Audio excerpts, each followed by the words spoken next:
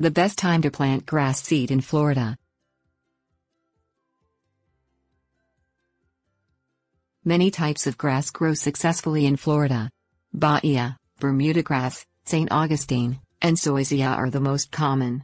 Prepare the ground before planting grass seed, to help the roots spread and grow quickly.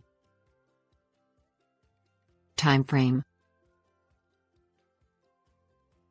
It's common to plant grass seed year-round in Florida, but according to University of Florida Extension, the best time to plant warm season grass is in the spring or summer. The grass will grow fast and become strong before winter. Warning. If you live in the northern part of Florida, young grasses may die over the winter if they are planted too late in the fall. In South Florida, you can get away with planting year-round.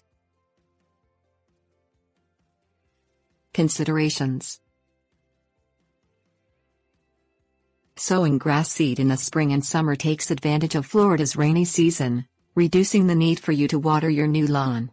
If you're having a dry season, however, make sure you give the new grass supplemental waterings.